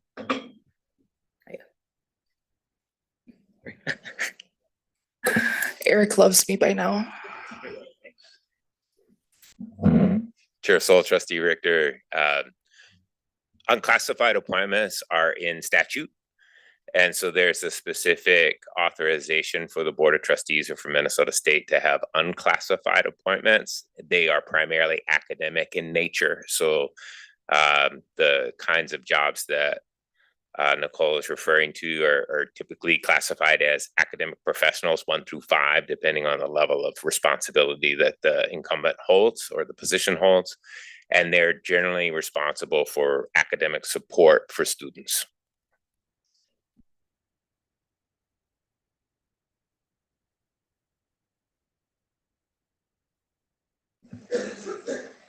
College faculty will pass this month. As you had an opportunity this morning, we had a good session. MSU AASF, Katie Jackson. Good morning. Good morning. Chair Sewell, trustees, Chancellor Olson. It's good to see you today. My name is Katie Jackson. I am a business agent and former trustee of local Teamsters 320. Additionally, I've served as the MUSAF statewide grievance officer. I was the associate director of orientation, associate director of residential life, over my 11 years at St. Cloud State University. Additionally, some of you might recognize me from my work with commencement, because why not? At SCSU, I also served as the local association president. I really want to thank you today for allowing me the opportunity to speak on behalf of Minnesota State University Association of Administrative and Service Faculty. We're really proud of our vital role in supporting Minnesota State's initiatives and serving students and communities across our state. Today, I want to speak candidly with all of you about some of our challenges and really invite us all to work together collaboratively moving forward to really find some meaningful solutions. ASF members are integral to system-wide initiatives like Equity 2030 across our campuses. We're leaders across academic advising, academic affairs, alumni and foundation work, enrollment, student life, housing, and countless other efforts that directly impact the lives of our students. Yet, it's becoming increasingly difficult to reconcile our pivotal role with the treatment our association has experienced in recent years by our campus administrators and Minnesota State. We've really been placed in situations where collaboration is challenging. Human resource staff, both at the system and at our campus level, are experiencing high turnover and understaffing. This issue leads to inexperienced and undertrained staff to respond to complex issues for our members. For example, we have a retiree that has been waiting over 3 months for their separation information and pay. Really, that's a timeline that we find unacceptable. Our last round of bargaining is another example of avoidable strain. The contentiousness and lack of collaboration really led us down a path that could have been avoided. Layoffs further highlight the challenges we face. At Southwest Minnesota State University, an employee in good standing with 26 years of service was left without bumping or callback rights during their layoff process. A situation that truly is eroding trust in the fairness of our system. Our seniority rosters are being compromised by the removal of long-standing bumping and unit callback rights. Additionally, the range evaluation process has become untenable. It routinely takes up to 12 months to review position descriptions, leaving members performing higher level work without appropriate pay for extended periods. While we really are close to resolving this issue, the timeline and implementation changed and was not communicated with the association. Teamsters Local 320 and ASF have been essential partners in lobbying for state funding by integrating system-wide requests into the conversations we have with legislatures. While we have appreciated dialogue with the system office regarding this biennium's budget request, we have been excluded from critical discussions with the system office and other unions to work collaboratively toward shared interests. Your request of over $465 million will really need our voices. ASF members are not just employees, we're stakeholders, we're passionate about delivering excellence to our students and communities. We seek collaboration and we really want to solve problems at the lowest level possible. We also want to solve them together. With that said, I'd really like to encourage you to reflect on the following.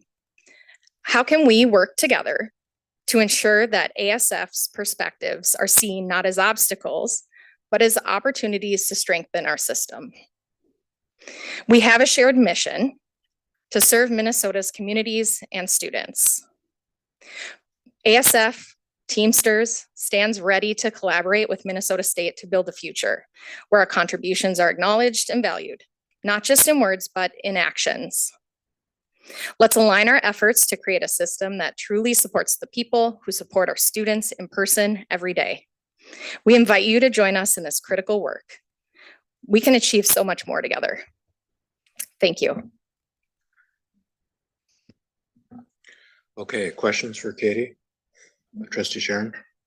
This is just me trying to understand something that I heard you say, and I don't think I integrated it correctly. And it was something about you wanting us to know that you are not participating in critical conversations that other organized representatives are involved in. Would you expand on that? Mr. Chair. I can go ahead and answer, but I just want to thank you. Yeah, so it's our understanding that the legislative body has a meeting with other unions collaboratively with the group to talk about strategizing and working together. That was something we had learned in a meeting where we were talking through the budget request. And if I am misunderstanding that, I would love to give you an opportunity to speak to that. Questions? You know, I appreciate your comments, Katie. You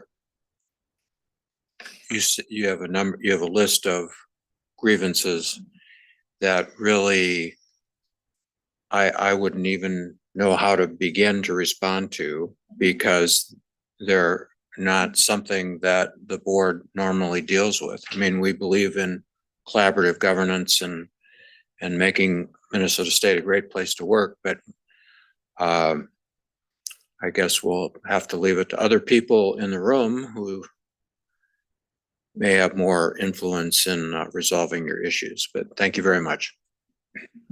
Thank you all.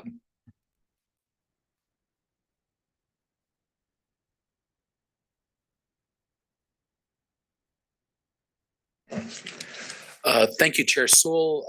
Trustees, you had at your place a report on the Z degree program. To refresh your memory, this was a partnership with the legislature. One of the biggest costs of attendance for our students is books, and this was a program to try to bring that cost down to zero in partnership with the legislature, and we thought you'd enjoy that update on how that is coming along. We've made some changes in the system office in staffing toward something you had heard a lot about from bargaining unit leaders about reclassifications and reallocations. We've changed some of our approaches to that. We've added some hands on deck, and at least one bargaining unit has reported to me that the backlog seems to be beginning to clear, and that things are kind of starting to move, but we'll keep at that until we've got that resolved. There's a direct line from the listening sessions that we did to the legislative budget request that you just approved. There was something like 500 people showed up at one or another of those listening sessions. And I think you can see in the proposal that you approved a direct line from what our communities, our students, our employees have been telling us is what's important. And so we think that really reflects what Minnesota is saying, and we think it's a really strong thing for us to bring in front of the legislature. So thank you for supporting that. Well, we have I think folks maybe saw that we're having a special meeting on Friday around NextGen. We'll do a deeper dive then. We're continuing to have, on the one hand, new problems with HCM and finance, but we're also continuing to try to address those. And the big topic on Friday will be students. So you'll get to have a deep dive on where are we with that and what's been agreed to and so on. So that's going to be on Friday. And then lastly, as we do after every election, and as you heard some of the bargaining unit leaders talk about, we start to roll up our sleeves and ask ourselves after every election, what does this mean for us? What does this mean for higher ed? Just since the meeting adjourned yesterday, a name was floated for the Secretary of Education. We had already begun some conversations at the Leadership Council, the last meeting, just tentatively. Our expanded cabinet, executive cabinet met this week to talk about implications, and we'll do a deep dive at all of our meet and confers going forward. We really need each other here to try to figure out, especially at the federal level, what are the implications for us? That work is beginning, but will continue. I don't know what Linda McMahon means for higher ed. I will say I need your help to better understand WWE. Bernie and I were talking earlier about where I at least for me, my knowledge stops with Vern Gagne, the Crusher, and Stan Maslach. So I don't really know anything about where we're going. I was not watching Netflix on Friday night. That seemed like a complete waste of my time, so I did not do that. But I can tell you this. When it comes, as always, when it comes to serving our students, let's get ready to rumble. And with that, Mr. Chair, I turn it back over to you. Okay, I'm not sure what there is left to say. Thank you to Metro State for hosting us today and until we get our new home at Wells Fargo Place. Thank you, President Arthur, and Kimberly Herr, the President's Executive Assistant, for your lending us these spaces. To Andrew Johnson at Metro State IT and AV, thank you. And our own Darren Berger, who's making things work here. Secondly, wasn't very long, seems long ago, but it wasn't very long ago. We were at Staples and Camp Ripley, and I just want to reflect that what a great meeting it was and what a fun time it was up in north central Minnesota, and the helicopter ride and everything that we did with the Guard up there. That was a great meeting. Friday, we're going to convene at a special meeting at 8:30. I'll be at the system office, which at least one of us has to be there, but everyone can participate by Zoom if you'd like. And we'll deal with the statement of work for student workday. There's more to be said about law enforcement education. We kind of dipped our toe in and we know kind of what the post board's thinking, or at least the executive director's thinking at this point. Appreciate the IFO's comments, Jenna's comments today, and we'll be working on that between meetings and probably circle back in January to have more discussion with the board. I too want to comment on the listening sessions. I was able to attend 4 of them, and thank you to board members who traveled all over the state to attend the listening sessions. The 2 things that stood out to me were the community support that our colleges and universities have, and the partnerships that each of the colleges and universities have in their communities. For example, the heavy equipment operators up at Staples and Central Lakes College, and all the equipment companies that advise the program and lend equipment or sell it at reduced rates and provide facilities and instructors, et cetera. I mean, they have a self-interest in getting those operators into their programs as employees, but that's just one of the partnerships that we're able to see. And that I wanted to comment on the elections too, but that kind of blends into my comments about the elections. And certainly the federal elections will create, I think, some bumps in the road for our system, but we will deal with them. We will overcome them. We will accomplish our mission. Our mission is Equity 2030, implementation of NextGen, keeping an affordable, quality education for everyone in the state of Minnesota.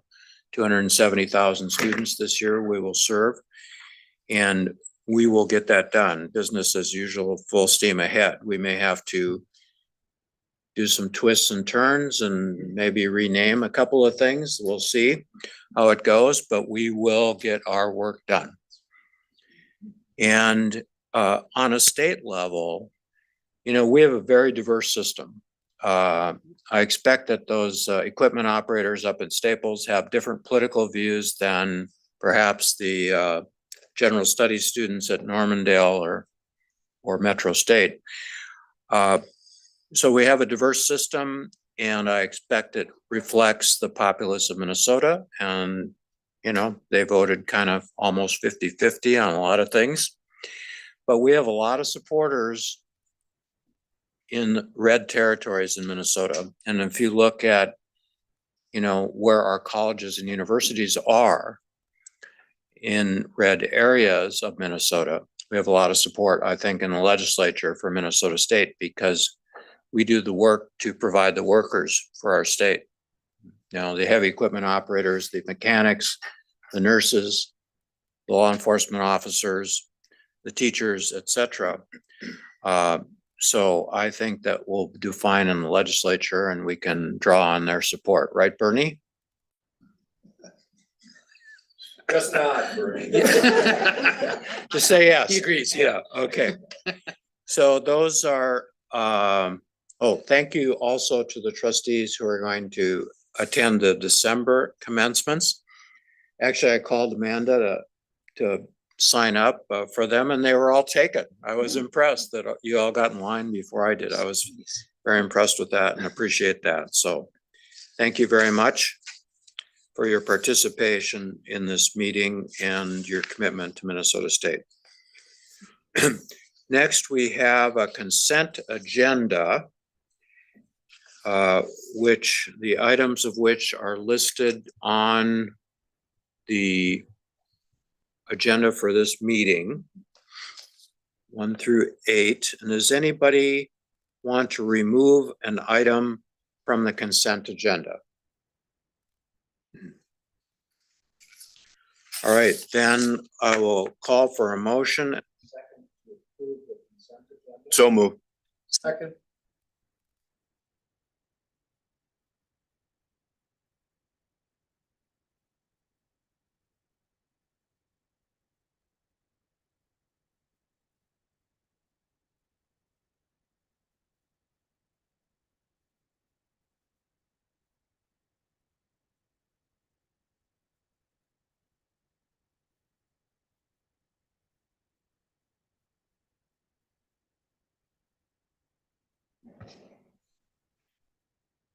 Then we have committee reports from our standing committees. We had a marathon finance committee meeting yesterday. Can you concisely report, Chair Hipsch, on our meeting? Thank you, Chair Sewell. We did have a marathon session yesterday. Most of the items are part of the consent agenda. There were 9 items that have actions associated with it. In addition to the consent agenda items, we also had the first reading of policy 5.10, which is the reserve funds and year-end fund balance, as well as an update on the operating budget. The one action item to bring before this group as a whole is the FY 26-27 biennial budget request. We had our second reading, and that comes to the full board now for approval. All right, thank you. Is there any?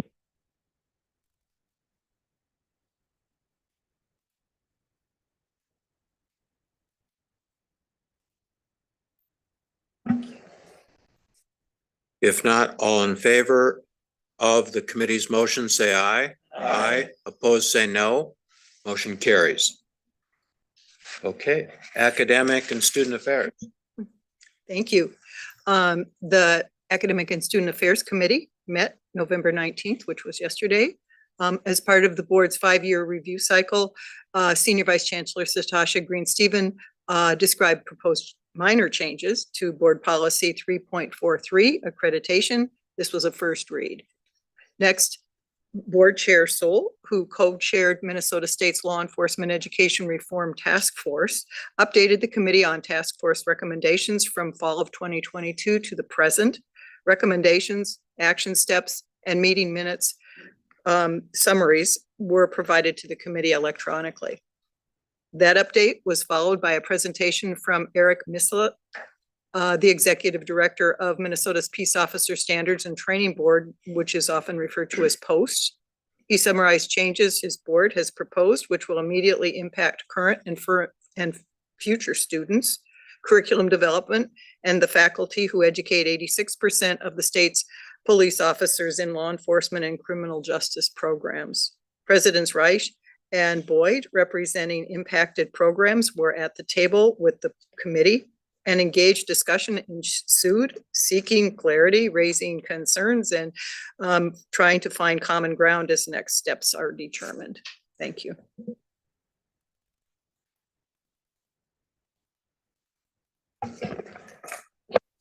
Audit Committee reviewed the work plan for the year and the timing of topics on the board schedule. We had an overview of the system audit and other special audits. Thank you to the finance staff across the system for their great work.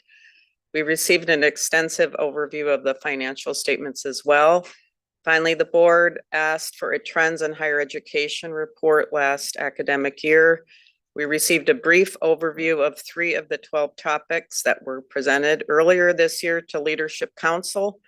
Trustees mentioned that they would appreciate another session to continue to learn about this strategic topic.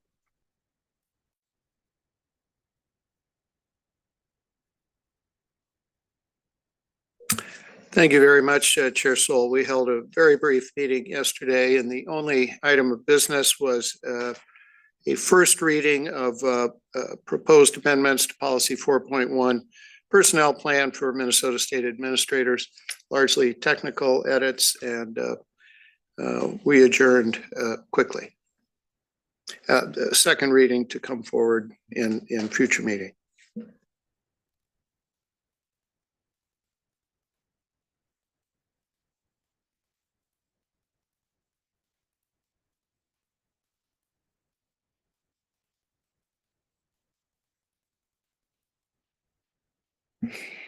Thank you. These invitations that we received to attend the award ceremony for students, and then at Normandale, it was a very early morning breakfast, but so worth my time to attend, as well as Trustee Johnson. Anyway, this was for foundations, you know, for Normandale connecting with their contributors to their foundation. And as a part of their program, they presented a video of, they had a couple of students, but present a video of a student presentation that was a new immigrant who came to Minneapolis, wanted to go to get his education, started at Normandale, had to drop out because of not having the resources for the down payment, so to speak, and had to work. And this was an enormously fabulous, moving story about his journey through our system and what we did and what foundations did in order to support him. And he's now a cardiac surgeon living in New York City. And so I think the video of his presentation was distributed to each of you. And I would urge you, as you know, as part of understanding the importance of an outreach engagement committee and the work that we do there, even though we're not reporting today, that this video in and of itself tells you why the work that we need to do with foundations is so important, and why we serve the students that we serve. So I don't know if you'd like to add a comment about that breakfast visit, but it was an enormously positive video of this young man, and you can see it if you tap into it online. Thank you. Anyone else? Okay, thank you very much. Thank you also for your presentations this morning at our study session on contingent faculty. It was very helpful to our knowledge base. And thank you to the vice chancellors and system staff who presented the last couple of days, especially Vice Chancellor Mackey, who did very heavy lifting. And thank you, as always, to Carrie and Amanda for making this meeting run well. Thank you to the trustees. The next meeting will be on Friday morning, as noted, and then we'll see you in January. And without any further business, the meeting is adjourned.